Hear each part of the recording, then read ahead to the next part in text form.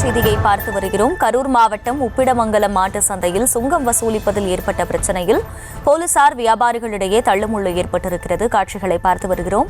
விவரங்களை செய்தியாளர் பிரபாகரன் வழங்க கேட்கலாம். பிரபாகரன், வணக்கம். இந்த விவகாரம் குறித்த முழு விவரம் என்ன?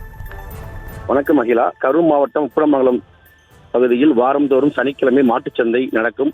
இதில் கோவை, பொள்ளாச்சி, கரூர் உள்ளிட்ட பல்வேறு இடங்களிலிருந்து 100க்கும் மேற்பட்ட வியாபாரிகள் மாடுகளை விற்பனை கொண்டு வருகின்றனர்.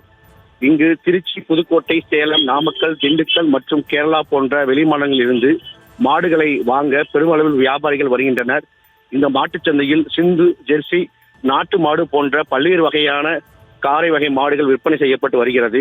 இந்த நிலையில் சுங்கம் அதிகம் வசூல் செய்வதாக குற்றச்சாட்டு தெரிவித்து வியாபாரிகள் வாரச்சந்தையில் முற்றுகையிட்டு போராட்டத்தில் ஈடுபட்டு வந்தனர். இந்நிலையில் பேச்சுவார்த்தை முடிவடையும் நேரத்தில் போலீசார் விவசாயிகளையும் வியாபாரிகளையும் வலுக்கட்டாயமாக வெளியேற்றியதால் அங்கு தள்ளுமுள்ளு ஏற்பட்டது. மாட்டுச்சந்தையில் அதிக சுங்கம் வசூலிப்பதாக குற்றச்சாட்டு சம்பவம் போலீசார் வியாபாரிகளிடையே பிரச்சனை ஏற்பட்டதால் அங்கு சிறிது நேரம் பரபரப்பு ஏற்பட்டது. விவரங்களுக்கு நன்றி பிரபாகரன்.